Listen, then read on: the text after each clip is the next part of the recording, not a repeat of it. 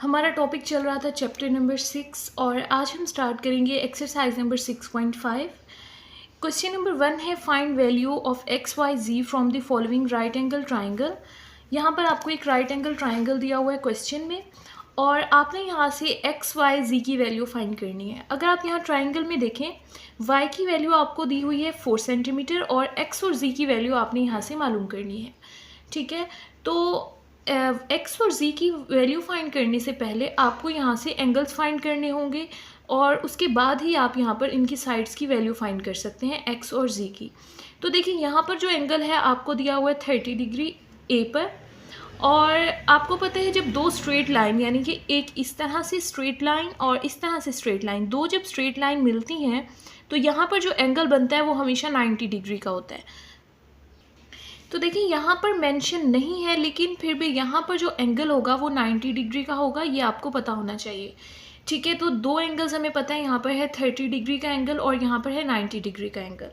हमें यहाँ से सी का एंगल मालूम करना है और एंगल मालूम करने का तरीका ये है, सबसे पहले जो आपको गिवन है वो आप लिख लेंगे। यहाँ पर हमें गिवन है एंगल ए, जो ए पर एंगल को इस तरह से लिखते हैं, इस निशान का मतलब होता है एंगल। जो ए पर एंगल है वो इक्वल है 30 डिग्री के,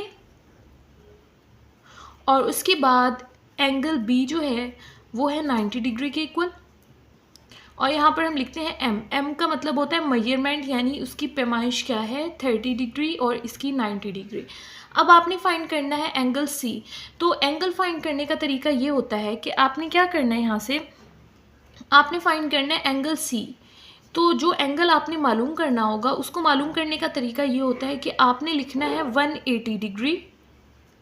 ठीक है, 180 डिग्री लिखकर आपको जो दो एंगल गिवन है 90 और 30 वो उन दोनों में से माइनस कर देना है। 30 डिग्री और 90 डिग्री को 180 से माइनस कर देना है। जो भी क्वेश्चन होगा और जो भी आपने एंगल मालूम करना होगा हर क्वेश्चन में आपने इसी तरह से करना है। 180 में से जो एंगल आपको दिए हुए होंगे उनको माइनस कर देना है। जैसे यहाँ पर हमें 30 और 90 गिवन था तो 180 से आपने 30 और 90 को माइनस कर देना है। तो देखिए इनको सब्ट्रैक्ट करते हैं, 180 माइनस 30 एंड माइनस 90 करते हैं कैलकुलेटर पर। 180 माइनस 30 एंड माइनस 90, ये कैलकुलेटर पर मैंने लिखा है और इसका आंसर आ गया 60 डिग्री। तो इसका मतलब ये है कि मेजरमेंट एंगल सी, यानी सी का आंसर हमारे पास क्या आ गया 60 डिग्री। तो यहाँ पर जो एंगल बनेगा सी पर वो होगा 60 डिग्री का। तो सबसे पहले हमने एंगल मालूम कर लेने थे, लेकिन हमें क्वेश्चन ये गिवन था कि आपने एक्स वाई जी की वैल्यू फाइंड करनी है। तो यहाँ से देखिए हमें वाई की वैल्यू गिवन है, हम पहले फाइंड करते हैं एक्स की वैल्यू। तो देखिए एक्स वाई और जी इनकी वैल्यू जो हम फाइंड करेंगे वो हम कॉस थीटा, साइन थीटा और टेन थीटा को यूज़ करके करेंगे। वो वाला फॉर्मूला जो आपने पढ़ा था साइन थीटा का, कॉस थीटा का और टेन थीटा का। तो सबसे पहले यहाँ से देखें हमने फाइंड करना है एक्स, और यहाँ पर मैं लिख देती हूँ एक्स हमारे पास क्या है परपेंडिकुलर है। आपको पता है यहाँ पर हाइपोटेनियस के सामने जो लाइन होती है उसको हम कहते हैं परपेंडिकुलर, और इस लाइन को हम कहेंगे बेस, और इसको हम कहते हैं जो नॉन स्ट्रेट लाइन होती है वो होता है हमारे पास हाइपोटेनियस। तो ये हमने इसीलिए लिखे हैं ताकि जब हम फॉर्मूला लिखें तो हमें पता हो कि परपेंडिकुलर क्या है, हाइपोटेनियस क्या है और बेस क्या है हमारे पास। तो अब देखिए आपने मालूम करना है यहाँ से पहले एक्स। ठीक है, तो जब हम x मालूम करेंगे तो हम इस y को यूज़ करेंगे, क्योंकि y की वैल्यू हमें पता है। y को यूज़ करके हम x मालूम करेंगे, उसके बाद हम y को यूज़ करके z मालूम करेंगे। तो सबसे पहले आप y को यूज़ करके x मालूम करेंगे, यानी कि बेस को यूज़ करके आप क्या मालूम करेंगे परपेंडिकुलर। तो अब आपने साइन, टेन और कॉस के फार्मूला से वो वाला फार्मूला चूज़ करना है जहाँ पर बेस और परपेंडिकुलर हो। ठीक है, तो उनके फार्मूलाज देखते हैं और देखते हैं बेस और परपेंडिकुलर कौन से फार्मूले में यूज़ हो रहा है। तो यहाँ से देखिए ये हमारे पास तीनों फार्मूलाज हैं, साइन का फार्मूला, कॉस का फार्मूला, टेन का फार्मूला जो आप बार बार पढ़ के आए। साइन होता है परपेंडिकुलर ओवर हाइपोटेनियस, कॉस होता है बेस ओवर हाइपोटेनियस और टेन होता है परपेंडिकुलर ओवर बेस। तो अब हमने ढूंढना था जहाँ पर परपेंडिकुलर और बेस दोनों यूज़ हों। तो अब देखें बेस और परपेंडिकुलर टेन के फार्मूले में आ रहा है, यहाँ पर परपेंडिकुलर भी आ रहा है और बेस भी आ रहा है। तो हम इस वाले फार्मूले को चूज़ करेंगे टेन थीटा के। तो टेन थीटा का फार्मूला क्या होता है परपेंडिकुलर ओवर बेस। तो यहाँ से हम टेन थीटा का फार्मूला लिख देंगे। टेन थीटा इक्वल है हमारे पास परपेंडिकुलर ओवर बेस के। ठीक है। तो आपको पता है यहाँ पर जो बेस होता है उसी का एंगल हम मालूम कर रहे होते हैं, यानी कि यहाँ पर एंगल है 30 डिग्री, तो थीटा की जगह पर आ जाएगा tan 30। उसके बाद परपेंडिकुलर देखिए हमारे पास क्या है x, और बेस की वैल्यू हमारे पास है 4, तो परपेंडिकुलर की जगह हमने लिख दिया x और बेस की वैल्यू हमें यहाँ पर 4 दी हुई थी, तो बेस की जगह हम लिख देंगे 4। अब आपने फाइंड करनी है tan 30 की वैल्यू क्या होती है। एक्सरसाइज नंबर 6.4 में मैंने आपको एक टेबल बनाना सिखाई थी। अगर आपने वो वाला लेक्चर नहीं देखा तो 6.3 के लेक्चर 6.4 का लेक्चर आप लाजमी देखें। तो वहाँ पर हमने वैल्यूज़ पढ़ी थी कि कॉज की वैल्यूज़ क्या होती हैं, एंगल्स पर टेन की क्या होती हैं और साइन की क्या होती हैं। तो देखिए वो टेबल मैं आपको दोबारा दिखा देती हूँ। ये देखिए ये हमने यहाँ पर टेबल बनाई थी और अब हमने मालूम करना है tan 30। तो देखिए tan यहाँ पर है और 30 यहाँ पर है, तो tan 30 की वैल्यू क्या हो गई 1/√3। अगर आपने ये टेबल नोट डाउन नहीं की है तो इसको नोट कर लें और इसको आपने याद रखना है। tan 30 की वैल्यू क्या है 1/√3, तो ये हम लिख देंगे। तो tan 30 की वैल्यू हमारे पास आ गई है 1/√3 is equal to x is over 4। अब हमें यहाँ से चाहिए x, तो 4 जो है वो इस साइड पर डिवाइड हो रहा है, तो 4 इक्वल के उस साइड पर जाकर मल्टीप्लाई हो जाएगा, क्योंकि आपको पता है डिवाइड जो होता है वो मल्टीप्लाई में चेंज होता है और मल्टीप्लाई डिवाइड में। तो 4 यहाँ से डिवाइड हो रहा है, दूसरी साइड पर जाकर वो मल्टीप्लाई हो जाएगा। यहाँ पर है 1/√3 और यहाँ पर 4 जो है वो इसके साथ जाके मल्टीप्लाई हो जाएगा और यहाँ पर जस्ट रह जाएगा x। 4 को आप 1 से मल्टीप्लाई करेंगे तो आपका आंसर आ जाएगा 4 ओवर में आ जाएगा √3 इज इक्वल टू x। तो यहाँ से हमारे पास आंसर आ गया 4 ओवर √3। तो यहाँ से हमें x की वैल्यू फाइंड हो गई, वो है 4 ओवर √3। अब हमने फाइंड करना है z यानी हाइपोटेनियस। तो अब बिल्कुल उसी तरह से हम बेस को यूज़ करते हुए हाइपोटेनियस मालूम करेंगे, यानी हम दो चीज़ें यूज़ करेंगे, बेस को यूज़ करते हाइपोटेनियस मालूम करेंगे। तो अब हमने वो वाला फार्मूला देखना है जहाँ पर बेस और हाइपोटेनियस यूज़ हो रहा हो। तो देखते हैं साइन कॉज और टेन के फार्मूले में कौन सा ऐसा फार्मूला है जहाँ बेस और हाइपोटेनियस यूज़ हो रहा है। तो यहाँ से देखिए बेस और हाइपोटेनियस जो है वो कॉज के फॉर्मूले में यूज़ हो रहा है, यहाँ पर बेस भी है और हाइपोटेनियस भी है। तो अब हम यूज़ करेंगे कॉज का फार्मूला, तो हम लिखेंगे cos theta is equal to base over hypotenuse. तो यहाँ से हमारे पास आ जाएगा cos theta is equal to base over hypotenuse. तो अब देखते हैं, हमें आपको पता है थीटा वही यूज़ करना होता है जो एंगल हमें गिवन होता है 30। टेन में भी हमने 30 यूज़ किया था, कॉज में भी हम 30 यूज़ करेंगे। तो यहाँ से हम लिख देंगे cos 30 is equal to base और हाइपोटेनियस की वैल्यू देखते हैं। यहाँ से देखें बेस की वैल्यू हमारे पास है 4 और हाइपोटेनियस है z, तो बेस की जगह हम लिख देंगे 4 और हाइपोटेनियस की जगह लिख देंगे z। तो देखिए यहाँ से बेस की जगह आ जाएगा 4 और हाइपोटेनियस की जगह आ जाएगा z। अब हमने देखना है cos 30 की क्या वैल्यू है, दोबारा वही टेबल यूज़ करेंगे और वहाँ से देखते हैं cos 30 का आंसर क्या था। यहाँ से देखें ये है cos और 30 देखें ऊपर से यहाँ पर है, तो 30 इस लाइन में है और cos यहाँ पर है। तो यहाँ से देखिए हमारे पास आंसर क्या बनेगा √3/2। cos ये है 30 ये है, तो इन दोनों के लाइन को मैच करेंगे तो हमारा आंसर आ रहा है √3/2। तो यहाँ पर हम लिख देंगे cos 30 की जगह पर √3/2 इज इक्वल टू 4/z। ठीक है, अब हमें चाहिए z की वैल्यू, तो z फ्रैक्शन के नीचे है, हमें इसको फ्रैक्शन के ऊपर लाना होगा, यानी कि बटे के ऊपर लाना होगा। तो z को आप उस साइड पर ले जाएं और √3/2 को इस साइड पर ले आएँ। तो देखें z जो है वो ऊपर इस साइड पर चला जाएगा, यहाँ पर बटे के नीचे था तो यहाँ पर ऊपर आ जाएगा, और यहाँ पर 4 पहले से मौजूद है और यहाँ पर देखें है √3/2। तो जब ये दूसरी साइड पर जाएगा तो 2 ऊपर आ जाएगा और √3 नीचे आ जाएगा। तो यहाँ पर हम 2 ऊपर लिख देंगे और √3 नीचे लिख देंगे। तो अब इसको फाइनलाइज करते हैं, इसका आंसर क्या आ जाएगा, 4 को 2 से मल्टीप्लाई करेंगे, 4 2 हो जाएगा 8 ओवर √3। तो यहाँ से आपके पास आंसर आ जाएगा 8/√3 और यही आपका फाइनल आंसर है। देखिए ओवरव्यू करते हैं इस क्वेश्चन का। आपको यहाँ से x y z मालूम करना था, y की वैल्यू आपको गिवन थी और x और z आपको मालूम करना था, लेकिन उससे पहले आपको तीसरा एंगल मालूम करना था। यहाँ पर आपको दो एंगल दिए हुए थे 30 और 90। आपने क्या किया 180 में से 30 और 90 दोनों को माइनस किया तो आपका थर्ड एंगल मालूम हो गया।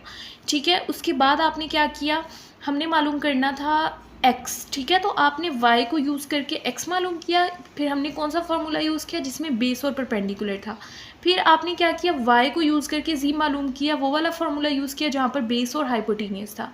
तो इस तरह से हमें x और z दोनों के आंसर फाइंड हो गए y को यूज़ करके। ठीक है, तो इस तरह से हमने आंसर फाइंड किया। नेक्स्ट देखिए क्वेश्चन नंबर 2। नेक्स्ट स्टार्ट करते हैं क्वेश्चन नंबर 2। क्वेश्चन नंबर 2 में भी आपने z और x की वैल्यू फाइंड करनी है, y की वैल्यू आपको गिवन है। तो उससे पहले हम एंगल्स फाइंड करते हैं। देखिए हमें पहला एंगल दिया हुआ है π/4 जो a पर है, और b पर एंगल आपको पता है 90 होगा, क्योंकि हमेशा यहाँ पर एक एंगल 90 का होता है, और जो एंगल c पर है वो आपने मालूम करना है। बिल्कुल वही तरीका यूज़ करेंगे जो हमने लास्ट क्वेश्चन में यूज़ किया था। पहले लिख देते हैं कि हमें पहला एंगल जो a पर दिया हुआ है उसकी वैल्यू है π/4, और दूसरा एंगल जो हमें b पर दिया हुआ है उसकी वैल्यू है 90 डिग्री। अब π/4 का क्या मतलब होता है, ये मैंने आपको पहले भी बताया था। π/4 का मतलब होता है एंगल 45। ठीक है, तो अगर आपको इस तरह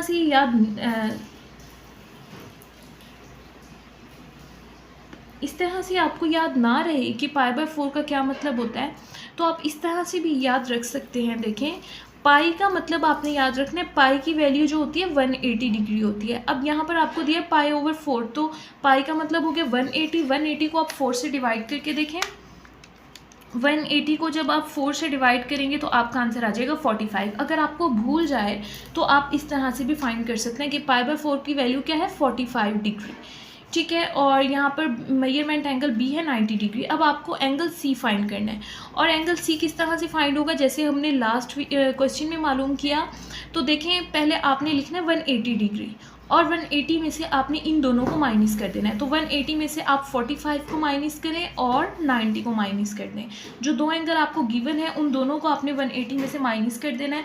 तो देखते हैं यहाँ से हमारे पास क्या आंसर आएगा। 180 में से माइनस किया हमने 45 और फिर माइनस किया 90, तो यहाँ पर हमारे पास आंसर आ गया 45। तो मेजरमेंट एंगल सी, तो सी का जो एंगल है उसका आंसर हमारे पास आ गया 45 डिग्री। अब नेक्स्ट हमने फाइंड करना है यहाँ से, पहले हम मालूम करेंगे x की वैल्यू और फिर मालूम करेंगे z की वैल्यू। y की वैल्यू हमें गिवन है, तो देखें ये होगा हमारे पास परपेंडिकुलर, ये बार बार हम पढ़ चुके हैं, और ये हमारे पास होगी बेस, और ये हमारे पास होगा हाइपोटेनियस। ठीक है, और यहाँ पर लिख देते हैं π/4 का मतलब है 45 डिग्री। तो देखें अब हम मालूम करते हैं यहाँ से। अब हमें मालूम करनी है पहले बेस मालूम करनी है। तो बेस जो हम मालूम करेंगे वो परपेंडिकुलर को यूज़ करके करेंगे, क्योंकि परपेंडिकुलर की वैल्यू हमें पता है और बेस की वैल्यू नहीं पता। तो अब हमने ऐसा फॉर्मूला ढूंढना है जिसमें परपेंडिकुलर भी हो और बेस भी हो, ताकि हम x मालूम कर सकें। किसको यूज़ करके, परपेंडिकुलर को यूज़ करके। परपेंडिकुलर और बेस वाला फार्मूला देखना है। तो यहाँ से देखिए इन तीनों फार्मूलाज में से परपेंडिकुलर और बेस टेन के फार्मूले में आ रहे हैं, तो हम यहाँ से टेन का फार्मूला यूज़ करेंगे। Tan theta is equal to perpendicular over base. तो यहाँ से हम यूज़ करेंगे टेन थीटा का फार्मूला, वो होता है परपेंडिकुलर ओवर बेस। हमने क्यों यूज़ किया टेन का फार्मूला, वो इसलिए किया क्योंकि हमें बेस मालूम करनी थी और परपेंडिकुलर को यूज़ करके मालूम करनी थी, तो हमने बेस और परपेंडिकुलर वाला फार्मूला यूज़ किया है। तो अब आपको पता है यहाँ पे थीटा की जगह पर हम वो वाला एंगल लिखते हैं जो यहाँ पर होता है, तो 45 लिखेंगे। यहाँ पर आ जाएगा टेन 45 डिग्री, और परपेंडिकुलर की जगह हम लिख देंगे √3, क्योंकि परपेंडिकुलर की वैल्यू है √3 और बेस है हमारे पास x, वो हमने मालूम करना है। तो अब देखते हैं टेबल से टेन 45 की क्या वैल्यू थी। तो यहाँ से देखिए ये नज़र आ रहा है आपको 10 और ये है 45, तो 10 का रो ये है और 45 का कॉलम ये है, तो 45 पर आंसर आ रहा है हमारे पास 1। तो हम यहाँ से 1045 का आंसर लिख देंगे, वो इक्वल है 1 के √3/x। अब हमें मालूम करना था x, तो x फ्रैक्शन के नीचे आप इसको ऊपर ले जाएं तो x जब दूसरी साइड पर जाएगा तो ये 1 से मल्टीप्लाई होकर हो जाएगा x 1 ज़ा x, क्योंकि 1 से आप जिसको मल्टीप्लाई करते हैं वही आंसर आता है। तो x का आंसर हमारे पास आ गया 3। ठीक है, तो अब इस तरह से हमने x का आंसर फाइंड कर लिया y को यूज़ करके। अब हम y को यूज़ करते हुए z मालूम करेंगे, यानी कि परपेंडिकुलर और हाइपोटेनियस की बात करेंगे। तो अब हम ऐसा फॉर्मूला चूज़ करेंगे जहाँ पर परपेंडिकुलर और हाइपोटेनियस यूज़ हो रहा हो। तो यहाँ से देखें, साइन, कॉस और टेन के फॉर्मूले में परपेंडिकुलर और हाइपोटेनियस साइन के फॉर्मूला में यूज़ हो रहा है, परपेंडिकुलर भी है और हाइपोटेनियस भी है। तो यहाँ से हम साइन का फॉर्मूला यूज़ करेंगे। तो यहाँ से साइन थीटा का फॉर्मूला आ जाएगा परपेंडिकुलर ओवर हाइपोटेनियस। और अब हम देखते हैं साइन और थीटा की जगह आपको पता है हम वही एंगल लिखते हैं जो यहाँ पर होता है, तो 45 आ जाएगा। थीटा की जगह पर हम लिख देंगे 45 और परपेंडिकुलर हमारे पास है √3 और हाइपोटेनियस है z। तो y की परपेंडिकुलर की जगह लिखेंगे √3 और z, परपेंडिकुलर की जगह आ जाएगा √3 और हाइपोटेनियस की जगह आ जाएगा z। अब देखते हैं साइन 45 की क्या वैल्यू थी। यहाँ से टेबल यूज़ करते हैं। देखिए 45 ये है और साइन ये है, तो साइन में 45 की वैल्यू है 1/√2। तो यहाँ से हम साइन 45 की जगह लिख देंगे 1/√2 इज इक्वल टू √3/z। अब आपने क्या करना है, हमें यहाँ से z की वैल्यू चाहिए। z को आप इस तरफ ले जाएं और 1/√2 को उधर ले आएँ। तो z देखें, z जब इस साइड पर जाएगा तो ऊपर, यहाँ पर फ्रैक्शन के नीचे है तो इधर फ्रैक्शन के ऊपर आ जाएगा। ठीक है, और यहाँ पर है √3। अब देखिए 1/√2 उस दूसरी साइड पर आएगा तो 1 नीचे आ जाएगा और √2 ऊपर आ जाएगा, यानी फ्रैक्शन उलट हो जाएगा। तो √2 को हम ऊपर लिख देंगे और 1 को नीचे लिख देंगे।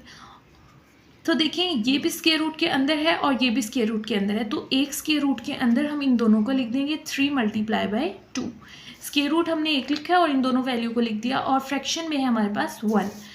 तो z का आंसर हमारे पास आ जाएगा 3 × 2 = √6। और आपको पता है फ्रैक्शन में जब 1 आता है तो हम उसको नहीं लिखते, उस बात से कोई फ़र्क नहीं पड़ता कि अगर फ्रैक्शन में 1 हो आप लिखें या ना लिखें। तो हम इसको यहाँ से नहीं लिखेंगे, तो 3 × 2 हो जाएगा 6 और z का आंसर हमारे पास आ गया √6 सेंटीमीटर। तो यहाँ पर आपने सेंटीमीटर लिखना है क्योंकि जो आपको यहाँ पर y की वैल्यू दी हुई थी वो सेंटीमीटर में थी, √3 सेंटीमीटर।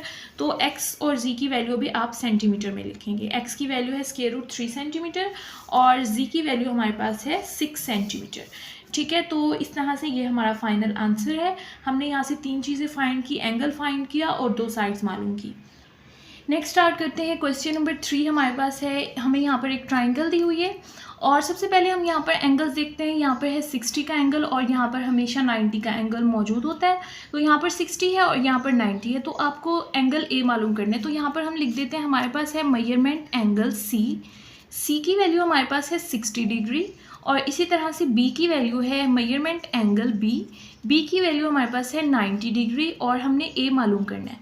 तो आपको पता है कि हम किस तरह से मालूम करते हैं। ए मालूम करने के लिए आप क्या करेंगे, 180 डिग्री लिखेंगे और जो एंगल आपको गिवन है उन दोनों को 180 से माइनस कर देंगे। 180 में से 60 और 90 दोनों को माइनस कर देंगे और देखते हैं क्या आंसर आता है। 180 - 60 एंड -90, तो हमारे पास आंसर आ गया 30। तो इसका मतलब है हमारे पास एंगल ए का आंसर आ गया 30 डिग्री। इस तरह से हमें तीनों एंगल फाइंड हो गए। अब हम साइड्स की बात करते हैं। हमें एक्स और वाई साइड की वैल्यू नहीं दी हुई, जी की वैल्यू है 2 सेंटीमीटर। तो अब हम जी को यूज़ करते हुए पहले एक्स की वैल्यू फाइंड करेंगे, फिर जी को यूज़ करके वाई की वैल्यू फाइंड करेंगे। तो देखिए हमारे पास ये वाली लाइन जो होती है इसको हम कहते हैं बेस और इसको हम कहते हैं परपेंडिकुलर और इसको हम कहते हैं हाइपोटेनियस। ये हमने इसीलिए लिखा है ताकि हम जब फॉर्मूला लिखें तो हमें पता हो हमारे पास परपेंडिकुलर की क्या वैल्यू है, हाइपोटेनियस की और बेस की क्या वैल्यूज़ हैं। तो अब देखिए हमने फाइंड करना है सबसे पहले एक्स, यानी हमने बेस मालूम करनी है और हम किसको यूज़ करके मालूम करेंगे, जी को, यानी हम हाइपोटेनियस को यूज़ करते हुए बेस मालूम करेंगे, फिर हाइपोटेनियस को यूज़ करते हुए परपेंडिकुलर मालूम करेंगे।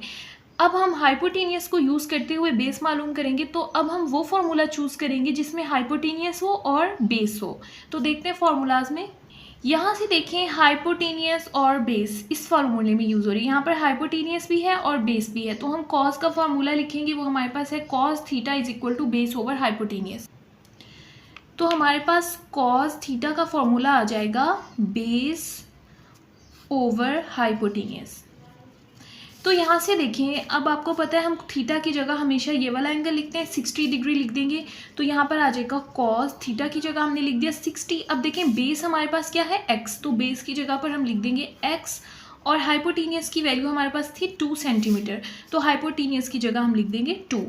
अब देखते हैं कॉस 60 की वैल्यू क्या थी, वो हम टेबल से देखेंगे। यहाँ से देखें, ये हमारे पास टेबल है, ये है कॉज, और 60 का बॉक्स ये है, तो यहाँ से देखें ये कॉज है, तो हमारा आंसर आया 1/2। कॉज 60 पर आंसर है 1/2। तो यहाँ पर कॉस 60 की जगह हम लिख देंगे 1/2 इज इक्वल टू x/2। तो अब देखिए हमें यहाँ से चाहिए x की वैल्यू, ये 2 यहाँ पर डिवाइड हो रहा है, दूसरी साइड पर जाकर मल्टीप्लाई हो जाएगा। तो यहाँ पर है 1/2 और 2 इस साइड पर आकर मल्टीप्लाई हो जाएगा, यहाँ जस्ट रह जाएगा x, 2 से 2 कैंसिल हो जाएगा और यहाँ पर आ जाएगा 1 इज इक्वल टू x। तो x का आंसर हमारे पास आ गया 1 सेंटीमीटर। ठीक है, तो इस तरह से हमने जो है वो x की वैल्यू फाइंड कर ली है। अब हम वैल्यू फाइंड करेंगे y की, किसको यूज़ करके, z को यूज़ करके। तो अब हमें ऐसा फॉर्मूला चाहिए जिसमें परपेंडिकुलर और हाइपोटेनियस यूज़ हो रहा हो। तो यहाँ से देखिए परपेंडिकुलर और हाइपोटेनियस जो है वो साइन के फॉर्मूले में आ रहा है, साइन थीटा है परपेंडिकुलर ओवर हाइपोटेनियस। तो हम यहाँ से लिखेंगे साइन थीटा की वैल्यू, साइन थीटा का वैल्यू होती है परपेंडिकुलर ओवर हाइपोटेनियस। तो अब यहाँ से देखिए परपेंडिकुलर हमारे पास क्या है और हाइपोटेनियस क्या है, उससे पहले देखिए साइन थीटा की जगह हम लिखते हैं यहाँ पर जो एंगल होता है, यहाँ पर एंगल क्या है 60 डिग्री, तो थीटा की जगह हम लिख देंगे 60 डिग्री। अब देखते हैं परपेंडिकुलर और हाइपोटेनियस क्या है। परपेंडिकुलर हमारे पास है y और हाइपोटेनियस है 2, तो हम यहाँ पर लिख देते हैं परपेंडिकुलर की जगह लिख देते हैं y ओवर हाइपोटेनियस की जगह लिख देते हैं 2। अब देखते हैं साइन 60 डिग्री की क्या वैल्यू है हमारे पास टेबल में। तो यहाँ से देखें ये है साइन और ये है 60, तो साइन 60 की वैल्यू है √3/2। तो यहाँ पर साइन 60 की जगह पर हम साइन 60 की साइन 60 की वैल्यू है √3/2 इज इक्वल टू y/2। अब देखिए 2 यहाँ पर डिवाइड हो रहा है, दूसरी साइड पर जाकर मल्टीप्लाई हो जाएगा, √3/2 लिखेंगे और ये वाला 2 दूसरी साइड पर जाकर मल्टीप्लाई हो जाएगा, यहाँ पर आंसर आ जाएगा y। ठीक है, 2 से 2 जो हो जाएगा कैंसिल और y का आंसर आ जाएगा √3 सेंटीमीटर। तो इस तरह से x का आंसर आ गया 1 सेंटीमीटर और y का आंसर आ गया √3 सेंटीमीटर, और यही आपका फाइनल आंसर है। नेक्स्ट स्टार्ट करते हैं क्वेश्चन नंबर 4। क्वेश्चन नंबर 4 में आपको यहाँ पर 3 साइड्स दी हुई हैं x, y एंड z, और यहाँ पर एंगल है देखें 45, और आपको पता है यहाँ पर हमेशा एंगल 90 का ही होता है, तो एंगल आपने C मालूम करना है। तो देखें मेजरमेंट एंगल A आपको दी हुई है 45 डिग्री, ठीक है, सॉरी यहाँ पर 45 था। मेजरमेंट एंगल A है 45 डिग्री और मेजरमेंट एंगल B आपके पास है 90 डिग्री, और आपने मालूम करना है एंगल C। और आपको पता है हम एंगल इस तरह से मालूम करते हैं कि 180 से माइनस कर देंगे 45 को और 90 को, तो 180 से हम माइनस कर देंगे 45 और 90 दोनों को। तो देखते हैं कैलकुलेटर पर, 180 से हम पहले माइनस करेंगे 45 और फिर 90, तो हमारे पास आंसर आ जाएगा 45 डिग्री। इसका मतलब ये है कि हमारे पास एंगल C की मेजरमेंट आ गई है 45 डिग्री। उसके बाद अब हम साइड्स की बात करेंगे। हमारे पास 3 साइड्स हैं y, x एंड z। यहाँ पर हमें y की वैल्यू दी हुई है और ये आपको पता है बेस होता है, और ये हमारे पास होगा परपेंडिकुलर, और ये हमेशा हमारे पास होता है हाइपोटेनियस। तो अब देखें यहाँ से हमें मालूम करना है x। सबसे पहले हम मालूम करेंगे x, और x हम y को यूज़ करके मालूम करेंगे, क्योंकि हमें y की वैल्यू पता है, तो y को यूज़ करके हम x की वैल्यू मालूम करेंगे। इसका मतलब है x की वैल्यू मालूम करने के लिए हम क्या यूज़ करेंगे, बेस और परपेंडिकुलर। ठीक है, तो अब हमने ऐसा फार्मूला देखना है जिसमें बेस और परपेंडिकुलर आए। तो देखते हैं साइन कॉस टेन के फार्मूले से बेस और परपेंडिकुलर कहाँ आता है। तो देखिए बेस और परपेंडिकुलर टेन के फॉर्मूले में आ रहा है, तो हम टेन का फॉर्मूला यूज़ करेंगे। टेन थीटा हमारे पास होता है परपेंडिकुलर ओवर बेस, ठीक है, और थीटा की जगह हम हमेशा यहाँ पर जो एंगल होता है वही लिखते हैं। तो टेन थीटा की जगह हम लिख देंगे 45 डिग्री, और यहाँ पर देखिए परपेंडिकुलर हमारे पास क्या है x, और बेस हमारे पास क्या है 4। ठीक है, तो सबसे पहले आप देखते हैं टेबल से टेन 45 की क्या वैल्यू होती है। तो यहाँ से देखें ये है 10 और ये है 45, तो 45 से नीचे आया और ये 10 की लाइन है, तो ये आंसर आया है 1। तो 1045 का हमारे पास आंसर आता है 1।